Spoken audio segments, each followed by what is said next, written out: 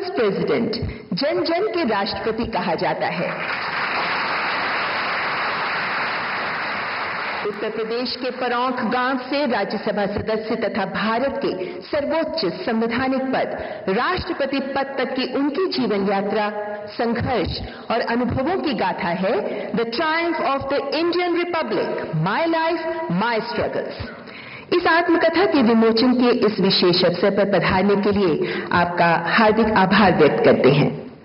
कठिन परिस्थितियों में शिक्षा प्राप्त करना, नंगे पांव स्कूल जाना, फूस की छत वाले घर में बचपन बिताना, ऐसी अनेक स्मृतियों के माध्यम से वे इस पुस्तक में उन संघर्षों को याद करते हैं जिन्होंने उनके व्यक्तित्व, उनके चरित्र और मूल्यों को आकार दिया। इस जीवन गाथा के केंद्र में उनके पिता द्वारा दिए गए नैतिक संस्कार और जीवन मूल्य भी हैं। उनकी ईमानदारी और शिक्षा के प्रति अटूट विश्वास ने ही आदरणीय श्री कोविंद जी के जीवन की दिशा निर्धारित की। गांव के विद्यालय से लेकर कानपुर में उच्च शिक्षा और फिर दिल्ली में कानून की पढ़ाई और वकालत तक, यह आत्मकथा पाठकों को उनकी शिक्षा और संघर्ष की उस यात्रा से भी परिचित कराती है जिस दौरान संविधान के आदर्शों से उनका गहरा जुड़ाव बना और न्याय, समानता तथा जनसेवा के प्रति उनकी प्रतिबद्धता मजबूत हुई। पुस्तक का एक महत्वपूर्ण भाग उन प्रभावों का वर्णन करता है जिन्होंने उनके सार्वजनिक जीवन को दिशा दी। ये पुस्तक उनके बिहार के राज्यपाल और बाद में 2017 में भारत के राष्ट्रपति बनने के परिप्रेक्ष्य को भी दर्शाती है। माननीय राष्ट्रपति श्रीमती द्रौपदी मुर्मू जी के शब्दों में, श्री कोविंद जी सार्वजनिक जीवन में गरिमा के मूर्तिमान रूप हैं। उनकी जीवन गाथा हमारे गणतंत्र की प्रगति को दर्शाती है। मैं मानती हूं कि उनकी आत्मकथा हमारे लिए एक महत्वपूर्ण दस्तावेज है, हमारे कालखंड का एक साक्ष्य है। इस पुस्तक में आत्म विकास और राष्ट्रीय विकास के लिए अनेक शिक्षाप्रद संदेश विद्यमान हैं। देवियों एवं सज्जनों, यह आत्मकथा भारतीय लोकतंत्र की सशक्त यात्रा का प्रतिबिंब है। इस महत्वपूर्ण अवसर पर लोकतंत्र का मंदिर कहलाती संसद के सदन लोकसभा के नेतृत्व का मार्गदर्शन हम सभी के लिए विशेष महत्व रखता है। अब मैं माननीय लोकसभा अध्यक्ष श्री ओम बिरला जी को अपने विचार व्यक्त करने हेतु सादर आमंत्रित करती हूं।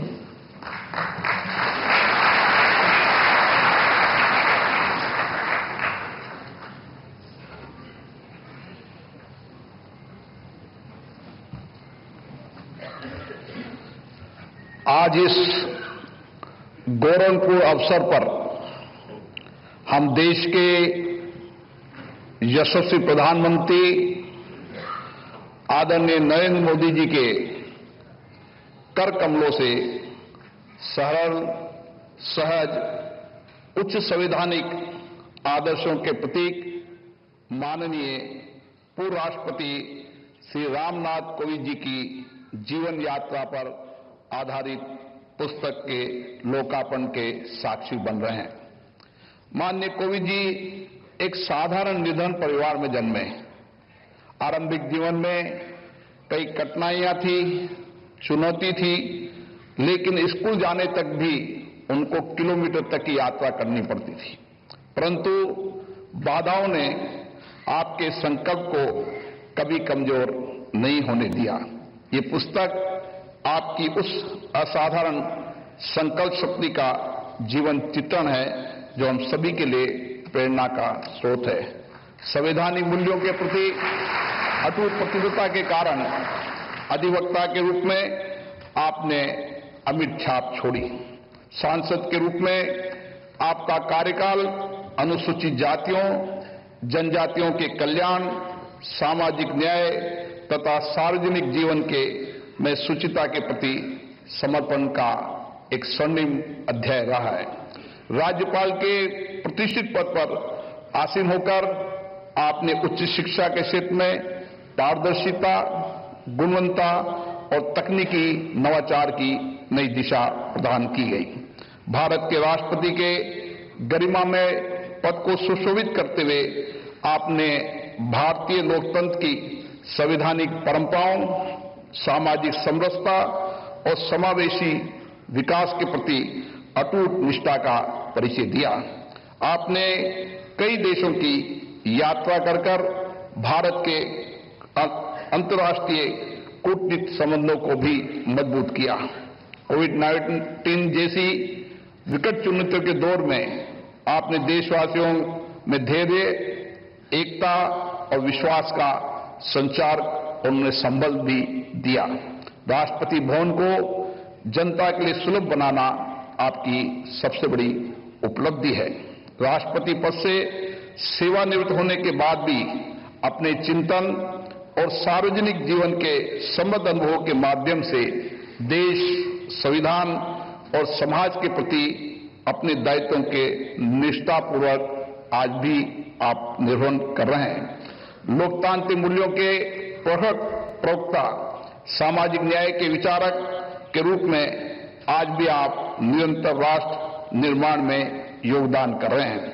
मुझे विश्वास है इस पुस्तक के माध्यम से आपके जीवन के ऐसे कई महत्वपूर्ण प्रसंग हमें प्रेरणा देंगे ताकि वह आने वाली पीढ़ी के लिए मार्गदर्शक होंगे। मैं माननीय रामनाथ जी कोविंद जी को उनके जीवन आधारित रचना के लिए हार्दिक शुभकामनाएं देता हूं, बधाई देता हूं।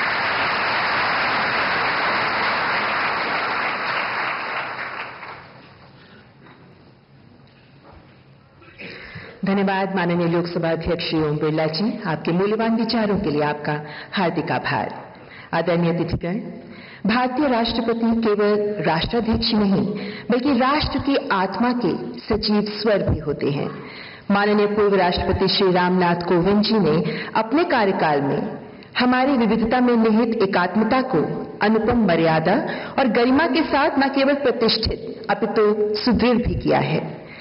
आपका जीवन पथ अनुशासन, विनम्रता और सेवा जैसे उच्च आदर्शों की प्रत्यक्ष अभिव्यक्ति है जो इस आत्मकथा में परिलक्षित है। इस विशेष अवसर पर मैं माननीय पूर्व राष्ट्रपति श्री रामनाथ कोविंद जी से विनम्रतापूर्वक अनुरोध करती हूं कि कृपया अपने प्रेरणादायी विचारों से हमें अनुग्रहित करें।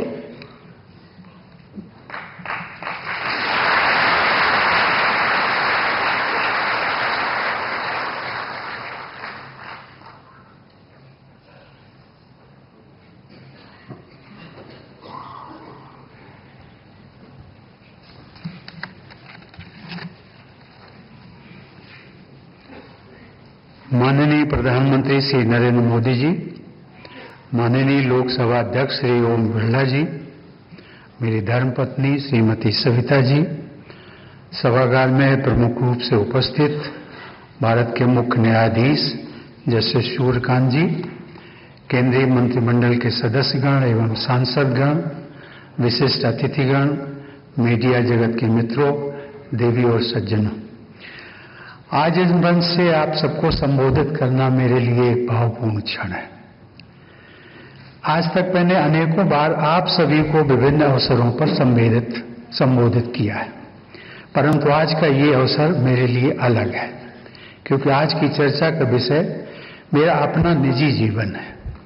मेरी आत्मकथा Triumph of the Indian Republic, my life my struggles के विमोचन के अवसर पर इस कार्यक्रम में सम्मिलित होने के लिए मैं आप सभी का हृदय से आभार व्यक्त करता हूं। मैं सोच रहा था कि आज मैं क्या बोलूं। सब कुछ तो मैंने अपनी इस आत्मकथा में लिख ही दिया है, पढ़ने वाले पढ़ ही लेंगे। फिर भी इस अवसर पर मेरे हृदय में कुछ स्मृतियां उभर रही हैं जिन्हें आपके साथ साझा करने का मन करता है। देवी और सज्जनों, मेरा जीवन उत्तर प्रदेश के कानपुर देहात जिले के एक छोटे से गांव परौंक से शुरू हुआ। वो गांव छोटा था, लेकिन वहां एक ऐसी अनमोल पूंजी मुझे विरासत में मिली जो किसी भी संपत्ति से बढ़कर थी। आपसी संवेदना व भाईचारा और समुदाय की गहरी भावना। गांव में किसी को संबोधित करते समय हम उनको नाम लेकर बुलाने के बजाय पारिवारिक रिश्तों से जोड़कर संबोधित करने की परंपरा थी। किसी को चाचा चाची, किसी को भैया दीदी, बेटा बेटी, दादा दादी, अम्मा, बप्पा, ताऊ आदि कहकर एक दूसरे को यथा योग्य संबोधित करते थे। प्रेम और स्नेह पर आधारित मानवीय संबंधों के संस्कार जो मेरे जीवन का अभिन्न हिस्सा बने, वो मैंने अपने गांव में ही सीखे।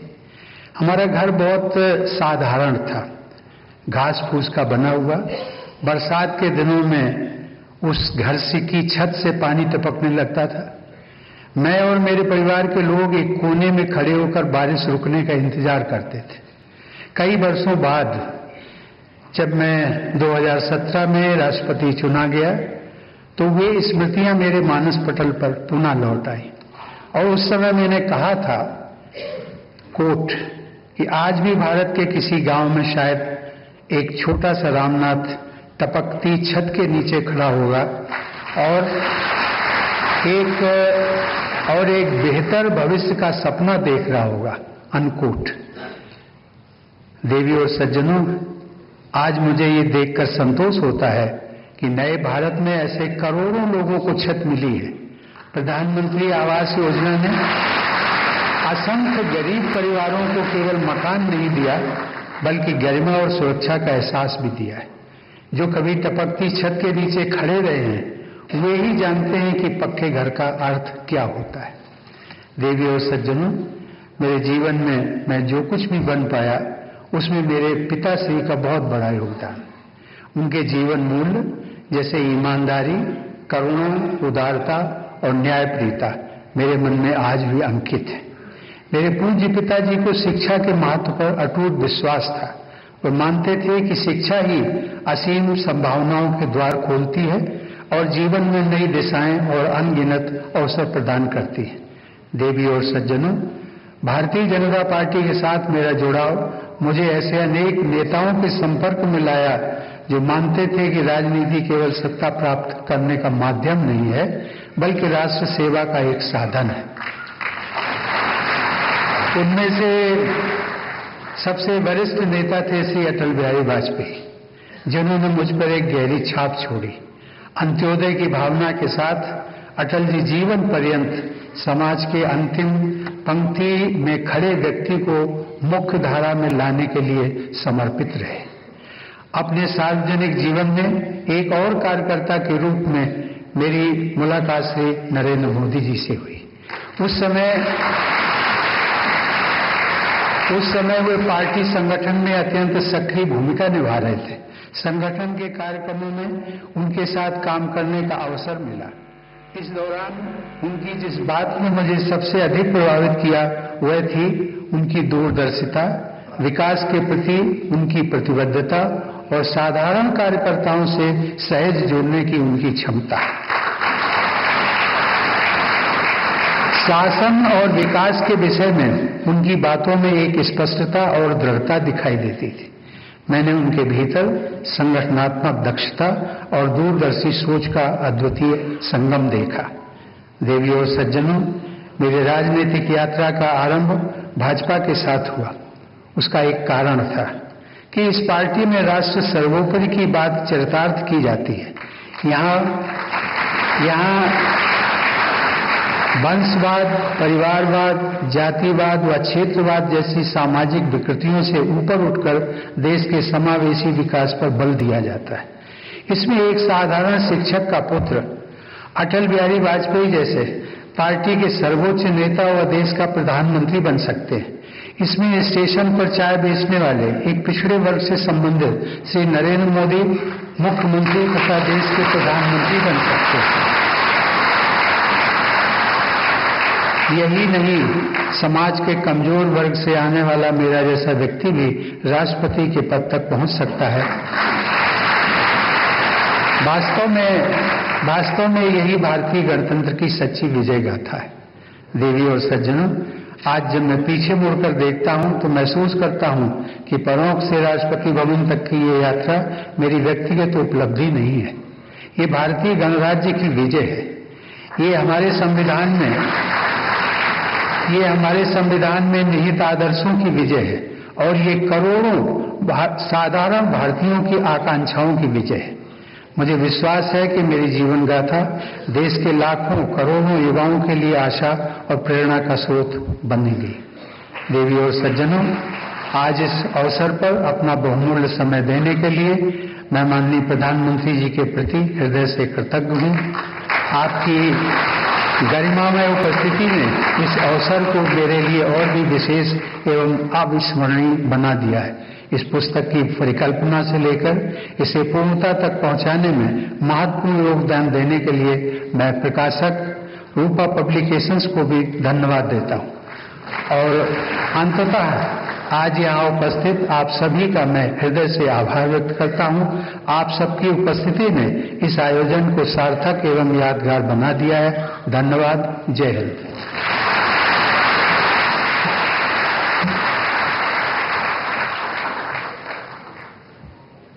आपका आभार माननीय। आपके सार गर्भित उद्बोधन के लिए मैं हार्दिक कृतज्ञता प्रकट करती हूँ। सम्मानित अतिथिगण, अब मैं माननीय प्रधानमंत्री जी से सादर अनुरोध करती हूँ कि कृपया पुस्तक विमोचन के लिए मंच पर आगे आए। माननीय प्रधानमंत्री जी, आपसे विनम्र अनुरोध, कृपया पुस्तक विमोचन के लिए मंच पर आगे आए।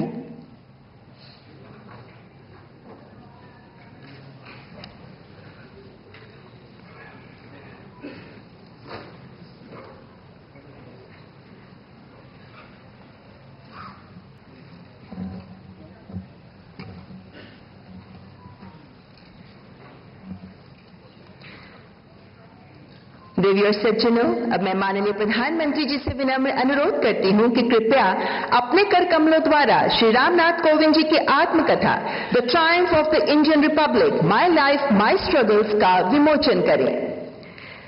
मान्यवर, रूपा पब्लिकेशंस इंडिया द्वारा प्रकाशित ये जीवन गाथा हमारे गणतंत्र की प्रगति यात्रा को दर्शाती है। ये भारत के लोकतंत्र की शक्ति, संविधान के आदर्शों और उस अटूट विश्वास की कहानी है कि जिजीविषा प्रबल हो तो भारतीय गणराज्य में साधारण पृष्ठभूमि से उठकर उच्चतम पदों तक सुशोभित होना संभव है। अगले माह ये पुस्तक हिंदी में भी उपलब्ध होगी, जिसका टाइटल रहेगा भारतीय गणतंत्र की विजय गाथा, मेरा जीवन मेरा संघर्ष। आपका हार्दिक आभार।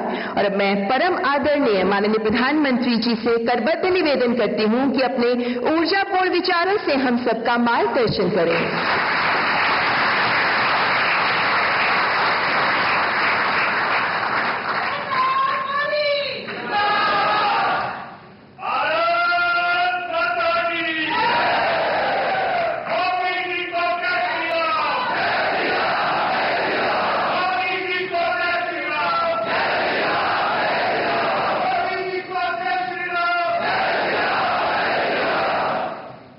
हमारे पूर्व राष्ट्रपति श्रीमान रामनाथ कोविंद जी, लोकसभा के अध्यक्ष आदरणीय ओम बिरला जी, श्रीमती सविता कोविंद जी, सभागृह में सभी वरिष्ठ जन बैठे हैं। सबका उल्लेख नहीं कर पाऊंगा, लेकिन मेरे लिए बहुत आनंद है कि एक पारिवारिक कार्यक्रम लग रहा है।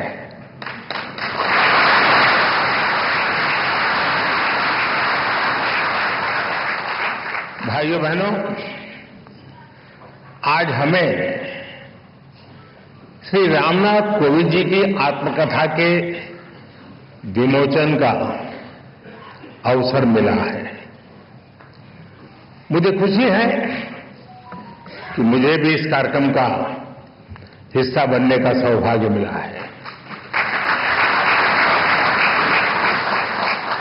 कोविंद जी से मेरा बहुत लंबा परिचय रहा है। उन्हें करीब से जानने का भी अवसर मिला है और राष्ट्रपति के रूप में उनका मार्गदर्शन और इस सब के साथ साथ उनका मेरे प्रति विशेष स्नेह, उनकी आत्मीयता, ये मेरी बहुत बड़ी पूंजी रही है।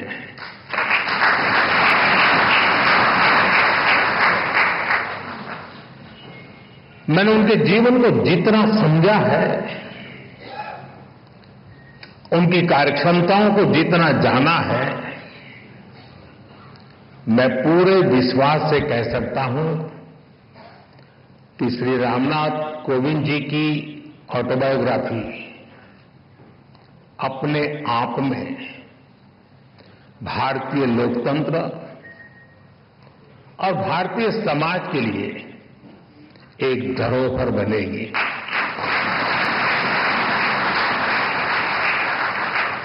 कोविंद जी की जीवन यात्रा, समाज और राष्ट्र के लिए उनका योगदान,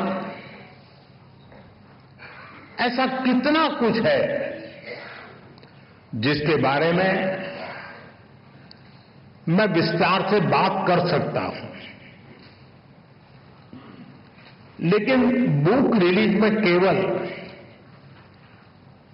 कर्टन रेजर ही होना चाहिए। आप सब किताब का पूरा लाभ पढ़कर ही लें तो ही ज्यादा अच्छा है।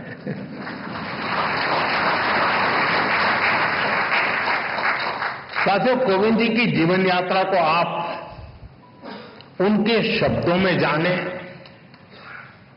उनकी लेखनी को, उनके अनुभवों को देश की नई पीढ़ी पढ़े। इससे हर किसी को काफी कुछ सीखने को मिलेगा। मैं रामनाथ कोविंद जी को इस आत्मकथा के लिए बहुत बहुत बधाई देता हूं। साथियों, कोविंद जी ने अपनी इस पुस्तक को बहुत ही सटीक नाम दिया है, Triumph of the Indian Republic, my life my struggles. कहने का भाव ये कि जीवन और जीवन के संघर्ष उनके व्यक्तिगत है, लेकिन उन संघर्षों के परिणाम स्वरूप मिली जीत भारत के गणतंत्र की है, भारत के लोकतंत्र की है। साथियों, हम सब अक्सर अनुभव करते हैं कि इंसान का एक स्वभाव होता है, लोग अपनी सफलता का श्रेय खुद को देते हैं और जीवन की मुश्किलों के लिए, कठिनाइयों के लिए समाज को जिम्मेदार ठहराते हैं। लेकिन जब हृदय उदार हो, भारतीय संस्कार हो, तब व्यक्ति समाज की कमियां निकालने में समय नहीं गंवाता। वो उसके सकारात्मक पक्ष पर फोकस करता है। वो अपनी सफलता में समाज को बराबर का भागीदार मानता है। कोविंद जी की आत्मकथा और उसका शीर्षक इसके उदाहरण है। आप उनका जीवन देखिए। एक बेहद सामान्य परिवार में, कानपुर देहात में उनका जन्म हुआ। कोविंद जी ने अभी भी कुछ वर्णन किया और अपनी किताब में भी लिखा है कैसे गर्मी के मौसम में एक दिन उनके घर में आग लग गई। उनकी मां अपनी चिंता छोड़कर घर की चीजों को बचा रही थी। आखिर एक सामान्य परिवार में मां के लिए एक एक चीज बच्चों के पालन पोषण का जरिया होती है। उसी कोशिश में आग में फंसकर उनकी माता जी की मृत्यु हो गई।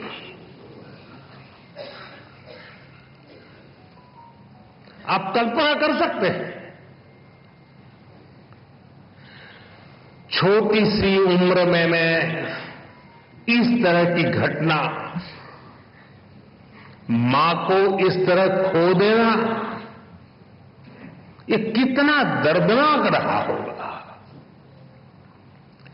मैं तो भाग्यशाली रहा हूं मेरी मां 100 साल से भी अधिक जीवित रही और मुझे आशीर्वाद देती रही। उसके बावजूद भी आज भी मैं मां की कमी महसूस करता हूं। साथियों, उनके जीवन का एक ऐसा दर्दनाक घटनाक्रम था, कोई भी इसे टूट सकता था, लेकिन कोविंद जी को उन मुश्किलों ने मजबूत किया। पड़ोस की एक माताजी ने उनके पालन पोषण में मदद की।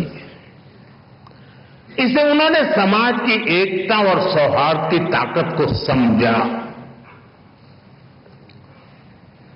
इस घटना के बाद कोविंद जी के जीवन में उनके पिता की भूमिका और बड़ी हो गई और जिस तरह से उन्होंने अपने परिवार को संभाला,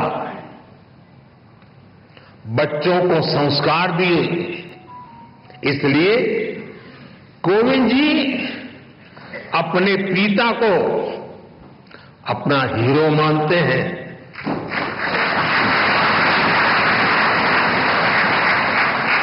साथियों, बचपन के इन संघर्षों के बीच कोविंद जी ने शिक्षा को अपने सामर्थ्य को बढ़ाने का मार्ग बनाया।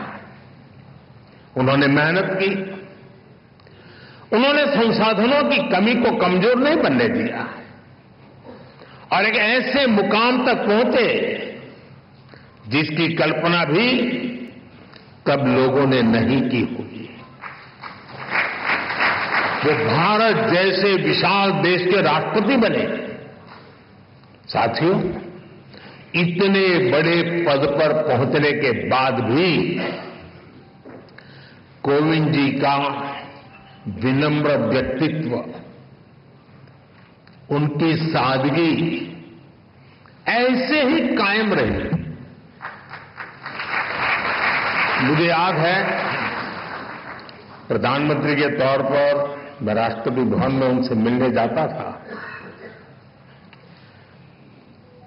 प्रोटोकॉल के हिसाब से जो बातें नहीं हो सकती हैं, वो बातें वो करते थे। वो प्रधानमंत्री को छोड़ने के लिए गाड़ी के दरवाजे तक आते थे।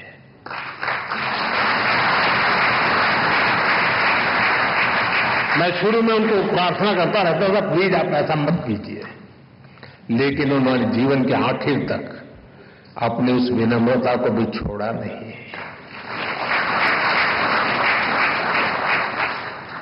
राष्ट्रपति बनने के बाद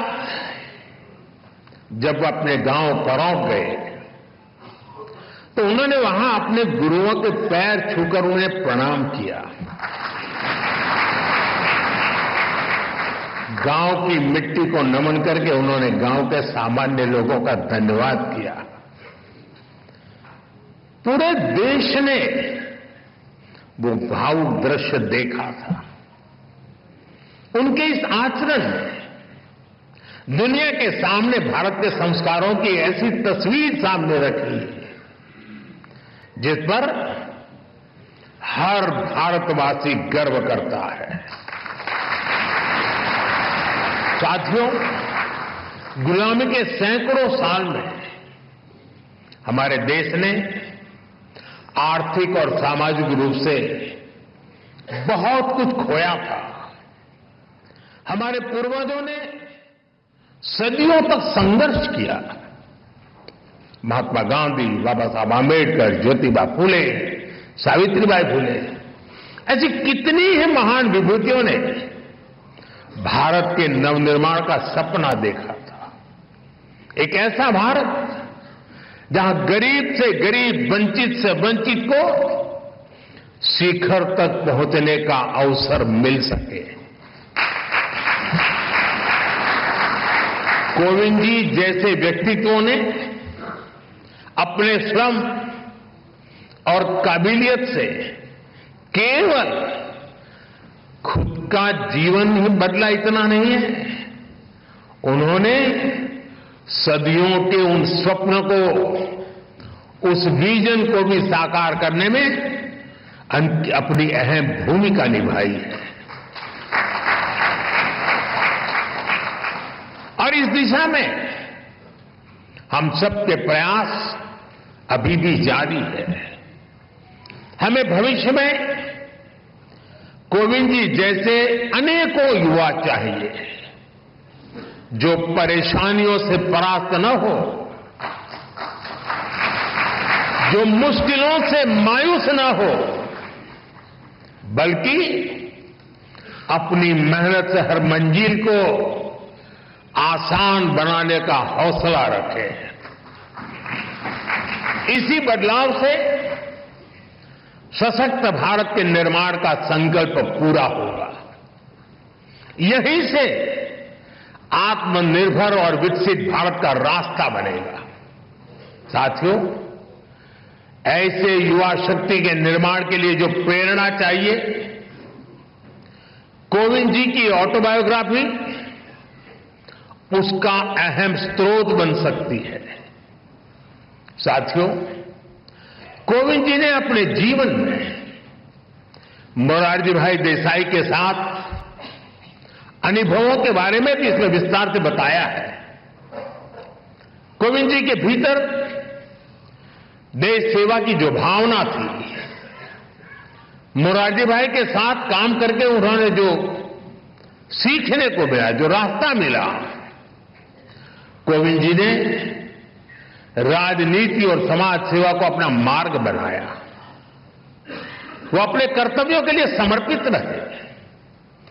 सेवा को उन्होंने अपना लक्ष्य बनाकर काम किया। संसद में उनका कार्यकाल गवाह है। राज्यपाल के रूप में भी उन्होंने एक उदाहरण प्रस्तुत किया। राष्ट्रपति के रूप में भी हमें उनकी यही कर्तव्य निष्ठा दिखाई देती रही। यहां तक कि राष्ट्रपति जैसे सर्वोच्च पद से सेवा मुक्त होने के बाद भी उन्होंने विश्राम नहीं लिया है। वो अभी भी एक देश एक चुनाव, वन नेशन वन इलेक्शन जैसे महत्वपूर्ण विषय पर काम कर रहे हैं, देश को जगा रहे हैं।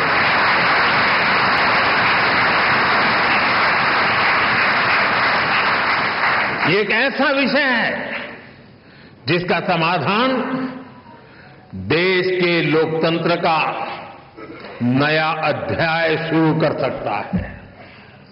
मैं मानता हूं कोविंद जी की इस कर्तव्य निष्ठा और सेवा भाव से देश के लोग बहुत कुछ सीख सकते हैं। साथियों, सामाजिक जीवन में सक्रिय रहते हुए ऑटोबायोग्राफी के लिए समय निकाल पाना बहुत मुश्किल होता है। कोविंद जी ने ये काम हम सबके लिए किया है, क्योंकि उनके जीवन में ऐसा कितना कुछ है जिसमें गरीब, वंचित तबके से आए तमाम लोग अपने जीवन की परछाई देख सकते हैं। कैसे एक साधारण परिवार मुश्किल हालातों में भी जीवन की शुचिता और ईमानदारी से समझौता नहीं करता। कैसे वही आदर्श आगे चलकर हमारे जीवन का आधार बनते हैं। हमारे कठिन समय के मूल्य किस तरह जीवन भर में हमें रोशनी देते रहते हैं। कैसे इस पवित्रता से हमें राष्ट्र सेवा की शक्ति मिलती है। अलग अलग पदों का दायित्व निभाते हुए कोविंद जी ने समाज को निरंतर इसकी प्रेरणा दी है। साथियों, मुझे विश्वास है कोविंद जी की ऑटोबायोग्राफी इसमें उनके जीवन की ही नहीं बल्कि हमारे लोकतंत्र की भी अहम स्मृतियां सुरक्षित होंगी। मैं एक बार फिर उन्हें उनकी आत्मकथा के लिए शुभकामनाएं देता हूं और मैं खास करके युवा पीढ़ी से आग्रह करूंगा, रील का जमाना है,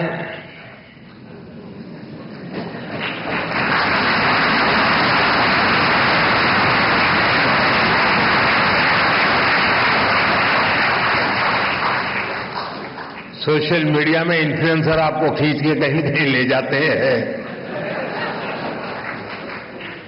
इस शॉर्टकट के युग में भी एक बात हम जरूर याद रखें, रेलवे स्टेशन पे लिखा हुआ होता है, कुछ लोगों को पटरी पर कूद करके जाने की आदत होती, ब्रिज पर नहीं जाते, तो वहां लिखा होता है shortcut will cut you short.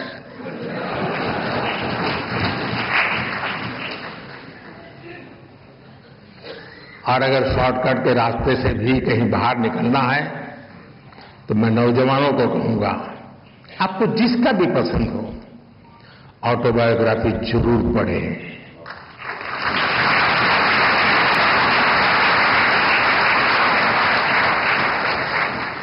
Autobiography उस कालखंड की इतिहास की घटनाओं को अलग तरीके से समझने का अवसर देती है। इतिहास से काफी निकट होता है वो कालखंड बायोग्राफी का, और इसलिए मैं जरूर चाहूंगा कि कोविंद जी की जो मेहनत है वो आने वाली पीढ़ियों को काम आए, युवा पीढ़ी को विशेष रूप से काम आए। बहुत बहुत शुभकामनाएं, बहुत बहुत धन्यवाद।